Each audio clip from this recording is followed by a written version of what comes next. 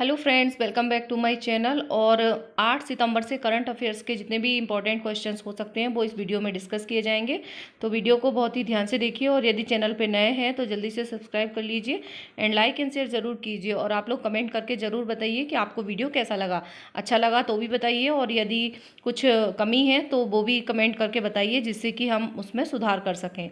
International day of clean air for blue sky कब मनाया गया? ये मनाया गया 7 सितंबर। International day of clean air के लिए फॉर ब्लू स्काई, ये डे मनाया गया 7 सितंबर को। F1 इटालियन ग्रैंड पिक्स 2020 के विजेता कौन रहे हैं? इटालियन ग्रैंड पिक्स जो है वो जीती है पियरे गैसली। पियरे गैसली याद रखेंगे, इंपॉर्टेंट है। सियाम मतलब है सोसाइटी ऑफ इंडियन ऑटोमोबाइल के नए अध्यक्ष कौन बन गए हैं? ये बन गए हैं Kenichi Ayukawa. Ease of doing business index 2019 में कौन सा राज्य टॉप में रहा है? Ease of doing business index 2019 में कौन सा राज्य टॉप पर रहा? प्रथम स्थान पर कौन सा रहा? ये रहा आंध्र प्रदेश। बिजनेस के मामले में आंध्र प्रदेश प्रथम स्थान पर रहा है ease of doing business index 2019 में। क्रिकेटर इयान बेल ने हाल ही में संन्यास लेने की घोषणा की है, वह किस देश के हैं?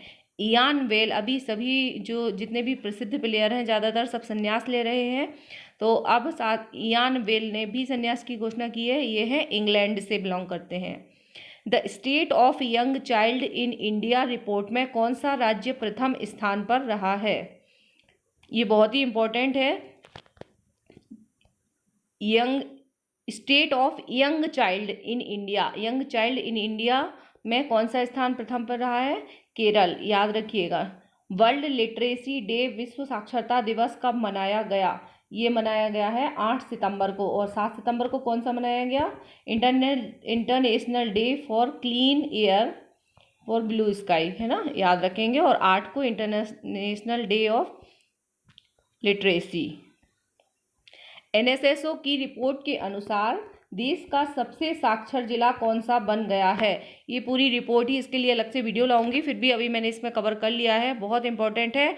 NSO की जो रिपोर्ट जारी की गई है इसमें साक्षरता के आंकड़े आए हैं। तो सबसे NSO मतलब होता है नेशनल स्टैटिकल ऑफिस, जो अपना राष्ट्रीय सांख्यिकी ऑफिस है, उसने जारी किए हैं आंकड़े। और उसमें केरल फिर से, पहले भी था और केरल फिर से नंबर 1 पे है साक्षरता के मामले में, याद रखेंगे।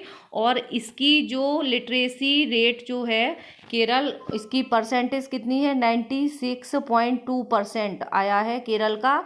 प्रथम स्थान पर है NSO की रिपोर्ट के अनुसार केरल। और साथ ही साथ ये भी याद रखेंगे, फर्स्ट में है केरल और सेकंड में है दिल्ली, दूसरे नंबर पे है दिल्ली इस रिपोर्ट के अनुसार। और सबसे पिछड़ा राज्य यदि देखें साक्षरता के मामले में तो सबसे पिछड़ा है आंध्र प्रदेश। और ईज ऑफ डूइंग बिजनेस में आप लोग याद रखेंगे प्रथम नंबर पर आंध्र प्रदेश है, यही समझ लीजिए। और जो बिजनेस कर रहे हैं वो सही है, और जो जहाँ पे पढ़े लिखे हैं वहाँ बिजनेस नहीं हो रहा है। और ये जो आंध्र बिजनेस में लग गए तो ये लोग पढ़ाई लिखाई पे ध्यान नहीं दे रहे हैं, ऐसे ही घूम रहे हैं। तो आंध्र प्रदेश जो है वो साक्षरता के मामले में सबसे पीछे है। इसकी क्या है? 66.4% से ये सबसे पीछे आया है आंध्र प्रदेश, साक्षरता के मामले में सबसे पिछड़ा राज्य। अब ये किसी भी एग्जाम में, अभी ये आंकड़े लेटेस्ट हैं और पूछे जा सकते हैं, यदि आप मेंस का आंसर लिख रहे हैं तो भी ये आपको काम आएंगे। तो इनको बहुत ही ध्यान से आप एक बार रिवाइज कर लीजिए।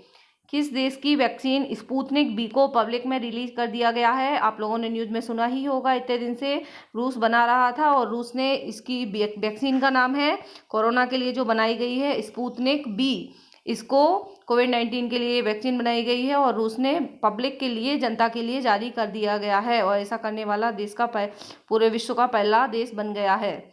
विश्व ओपन टेनिस के 140 साल US ओपन टेनिस के 140 साल के इतिहास में विश्व के नंबर 1 प्लेयर को डिस्क्वालीफाई कर दिया गया है। वह कौन है? वो है नोवाक जोकोविच।